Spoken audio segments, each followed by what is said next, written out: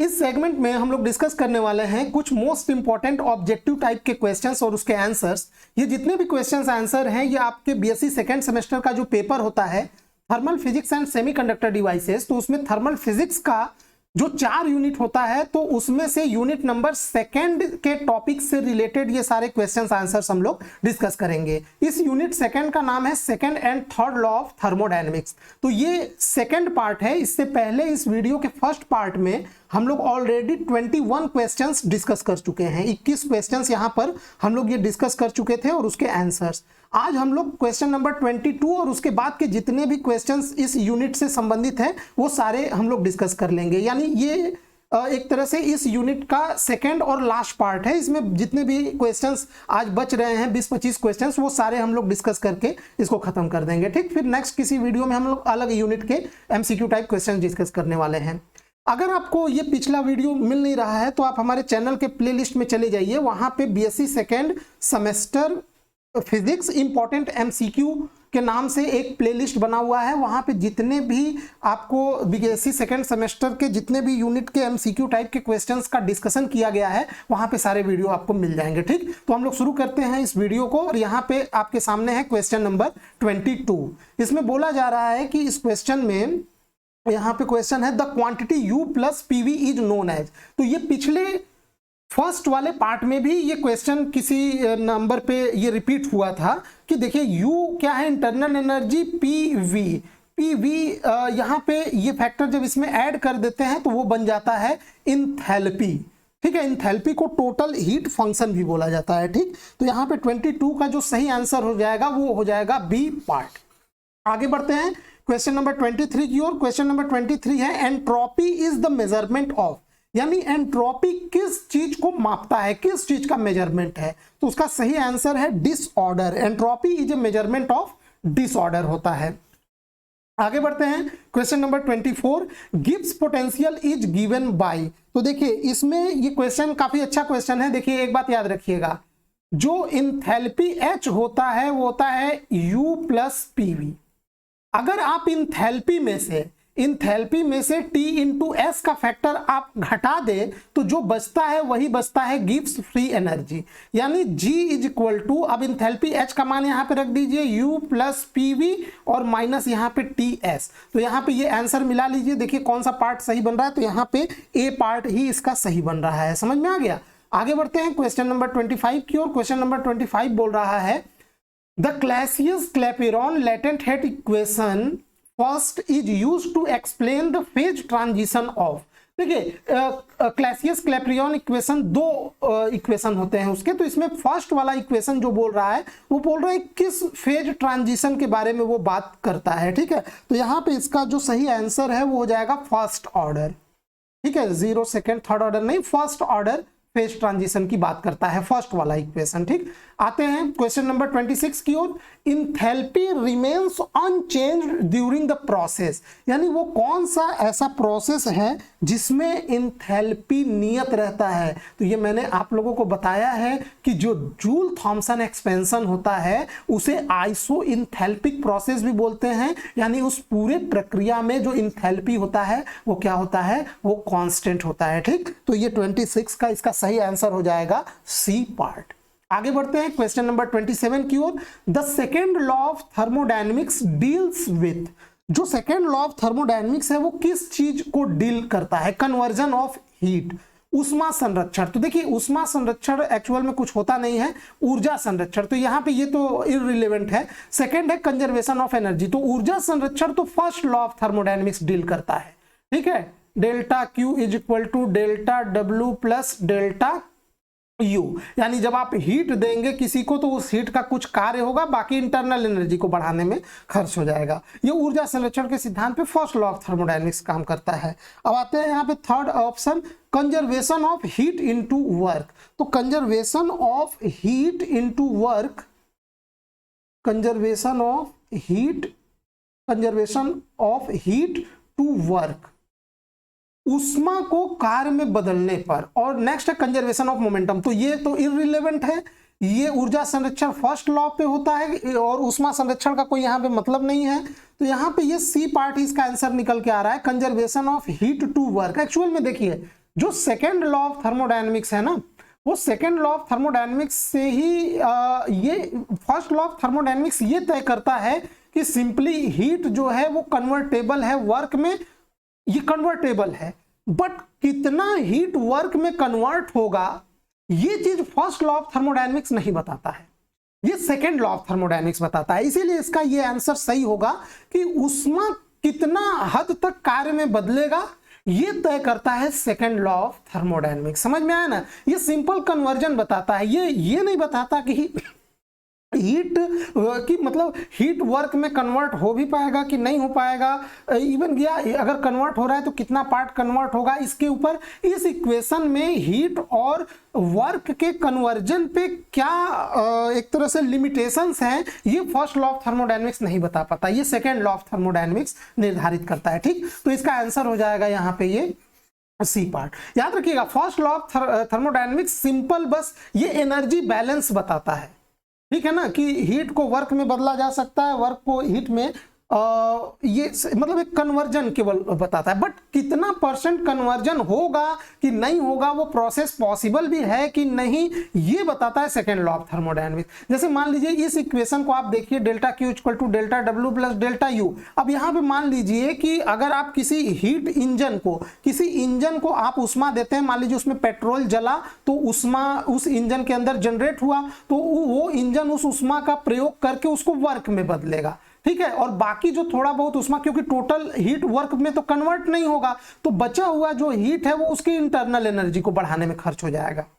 लेकिन इमेजिन करिए कि एक ये पत्थर का टुकड़ा है और आप इस पत्थर के टुकड़े को गर्म कर रहे हैं, इसको हीट दे रहे हैं, तो जरा एक बात बताइए, क्या ये पत्थर का टुकड़ा उड़ने लगेगा या ये कार्य करने लगेगा? अपने कॉमन एक्सपीरियंस से आप बता सकते हैं कि इस केस में वर्क डन नहीं होगा, यानी जितना आपने इस पत्थर के टुकड़े को हीट दिया, उस हीट का कोई भी पार्ट वर्क में एक्चुअली कन्वर्ट ही नहीं हुआ, जो भी है वो सब इसकी इंटरनल एनर्जी बढ़ाने में चला गया। तो ऐसा क्यों हुआ कि एक केस में मैक्सिमम हीट का कन्वर्जन वर्क में हुआ, दूसरे केस में हीट का कन्वर्जन वर्क में हुआ ही नहीं, टोटल इंटरनल एनर्जी में चला गया? तो ये जो है ये फर्स्ट लॉ ऑफ थर्मोडायनेमिक्स नहीं बता पाता है कि कौन से प्रोसेस में हीट का कितना कन्वर्जन वर्क में होगा भी या नहीं होगा, ये सिर्फ बैलेंस बताता है। बैलेंस मतलब अगर आपने 100 यूनिट का हीट दिया, अगर 75 यूनिट का कार्य हुआ तो बचा हुआ 25 यूनिट इंटरनल एनर्जी बढ़ाने में खर्च हो गया। चूंकि एनर्जी कंजर्व होता है तो 75 प्लस 25 कितना होना चाहिए? 100। तो ये सिंपल ऊर्जा संरक्षण को बताता है, समझ में आया ना? तो ये प्रोसेस के पॉसिबिलिटी को नहीं बताता, ये सेकेंड लॉ ऑफ थर्मोडायनेमिक्स निर्धारित करता है। आई होप आप अच्छे से समझ गए होंगे। नेक्स्ट है question number 28, entropy remains constant in, यानी वो कौन सा प्रोसेस है जिसमें एंट्रोपी जो है वो कांस्टेंट रहता है? तो ये भी क्वेश्चंस रिपीट हो रहा है। देखिए entropy, change in entropy delta S equal to delta Q by T होता है। अब आप लोग जानते हैं जो एडियाबैटिक, जो रुद्धोष्म प्रक्रम होता है, एडियाबैटिक प्रोसेस में हीट जो है वो कांस्टेंट होता है, यानी चेंज इन हीट जो होता है वो 0 होता है। तो चेंज इन हीट 0 होगा तो उसके लिए चेंज इन एंट्रोपी क्या हो जाएगा? 0। यानी एडियाबैटिक प्रोसेस के लिए एंट्रोपी क्या होता है? चेंज इन एंट्रोपी 0 होता है, या यूं कहिए एंट्रोपी कांस्टेंट बना रहता है उस प्रोसेस में। क्लियर हो गया? आगे बढ़ते हैं क्वेश्चन नंबर 29 की ओर। क्वेश्चन नंबर 29 बोल रहा है the concept of entropy is outcome of, यानी जो एंट्रोपी है वो किस नियम से आया है? तो याद रखिए सेकेंड लॉ ऑफ थर्मोडायनेमिक्स में ही ये फॉर्मूला आता है, delta S equal to delta Q by delta T, यानी entropy second law of thermodynamics से जुड़ा हुआ है। क्लियर हो गया? देखिए यहाँ पे first law of thermodynamics simple ऊर्जा संरक्षण के सिद्धांत पे वर्क करता है, और डेल्टा क्यू बराबर होता है delta W plus delta you. कभी कभी इसी डेल्टा डब्ल्यू को आप पी इंटू डेल्टा वी भी लिख सकते हैं, तो डेल्टा क्यू बराबर P delta we plus delta you यहां से कर सकते हैं। समझ में आ गया ना? तो ये first law of thermodynamics. Second law of thermodynamics इस चीज से जुड़ा हुआ है, जबकि थर्ड लॉ ऑफ थर्मोडायनेमिक्स ये कहता है कि आप चाहे भी कुछ भी कर लीजिए, एब्सोल्यूट जीरो टेम्परेचर यानी 0 केल्विन टेम्परेचर को आप कभी प्राप्त नहीं कर सकते। यानी third law of thermodynamics unattainability of absolute zero temperature से जुड़ा हुआ है। ठीक, तो यहाँ पे हम लोग तीनों, और हाँ यहीं पे जीरोथ लॉ ऑफ थर्मोडायनेमिक्स भी डिस्कस कर लेते हैं। जीरोथ लॉ ऑफ थर्मोडायनेमिक्स जुड़ा हुआ है मेजरमेंट ऑफ टेम्परेचर से। समझ में आया? वो टेम्परेचर के मेजरमेंट का आधार तैयार करता है जीरोथ लॉ ऑफ थर्मोडायनेमिक्स। तो आई होप आप ये ये चारों स्टेटमेंट में अंतर समझ गए होंगे। ठीक, नेक्स्ट है question number 30, Clausius Clapeyron equation is. तो ये तो आपको याद ही होना चाहिए। अब इसमें क्या एलिमिनेट गेम खेला जाए, ये आप सीधे याद रखिए। ये है Clausius Clapeyron equation, dp/dt equal to L/T v2 minus v1। इसको याद रखना होगा सीधे, इसमें कोई दिमाग लगाने की जरूरत नहीं है, उसको याद रखिए। क्लासियस क्लैपेरॉन इक्वेशन के दोनों इक्वेशन याद रखिए। द करेक्ट रिलेशन, तो यहाँ पे फिर से आप देखिए करेक्ट रिलेशन क्या है। एक यहाँ पे बी पार्ट क्या होता है, total heat function enthalpy equal to internal energy U plus pressure into volume U plus PV। ठीक है ना। अच्छा, इसी में से अगर TS घटा देंगे तब क्या बन जाएगा, गिब्स फ्री एनर्जी बन जाएगा। ठीक, आगे बढ़ते हैं क्वेश्चन नंबर 32 की ओर। क्वेश्चन नंबर 32 में कौन सा मैक्सवेल इक्वेशन नहीं है, ये मैं आपके ऊपर छोड़ रहा हूं। चारों मैक्सवेल इक्वेशन आपको पता होना चाहिए और इसमें से कौन सा मैक्सवेल इक्वेशन नहीं है ये आपको बताना है। आप लोग कमेंट में बताइएगा, मैं नहीं बताऊंगा। चारों इक्वेशन आपको याद होने चाहिए मैक्सवेल इक्वेशन। नेक्स्ट है question number 33, joule Kelvin coefficient क्या होता है। तो जूल केल्विन कोफिशिएंट क्या होता है, टेम्परेचर के साथ प्रेशर का वेरिएशन यानी delta T by delta P, यानी change in pressure delta P by delta T at constant enthalpy. इसीलिए तो मैं बोलता हूं कि जूल केल्विन एक्सपेंशन या जूल थॉमसन एक्सपेंशन, इसको आइसो एंथैल्पिक प्रोसेस बोलते हैं, यानी उस समय एंथैल्पी क्या होता है, कांस्टेंट। तो क्या होता है Joule Thomson coefficient, Joule Kelvin coefficient का मतलब जब प्रेशर में चेंज किया जाए गैस के, तो उस गैस के टेम्परेचर में क्या चेंज होगा उस दौरान एंथैल्पी कांस्टेंट हो, इसी को बोला जाता है जूल केल्विन कोफिशिएंट। फिर से देखिए मैं कैसे पढ़ रहा हूं।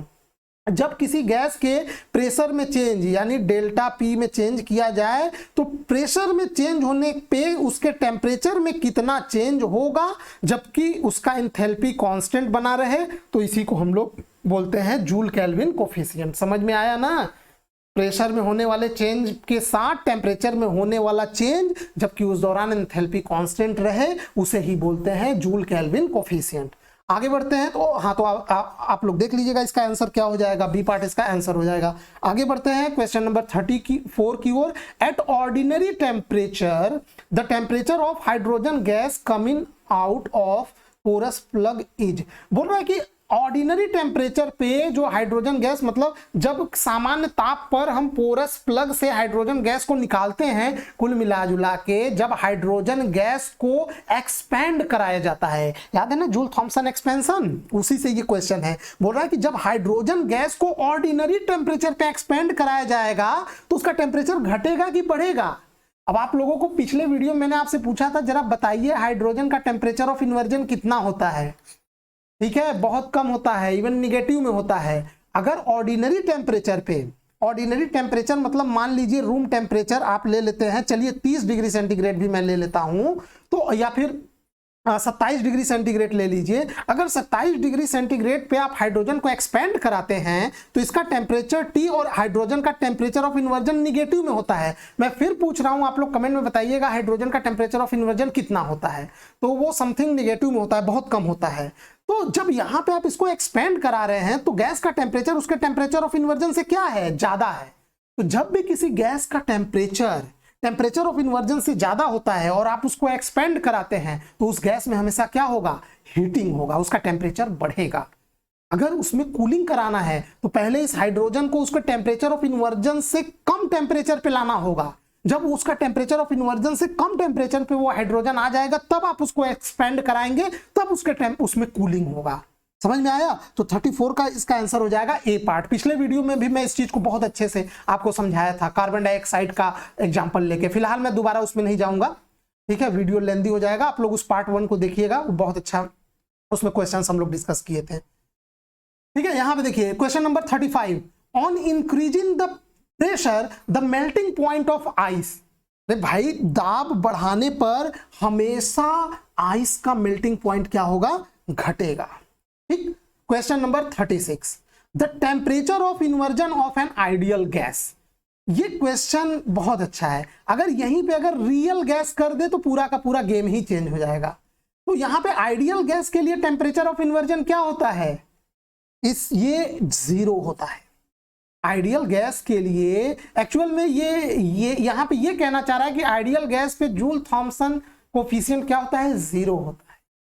समझ में आया? ये क्योंकि आइडियल गैस में Joule Thomson Joule Thomson expansion के दौरान आइडियल गैस का टेम्परेचर चेंज नहीं होता है। समझ में आया ना? टेम्परेचर रिमेन्स कांस्टेंट रहता है।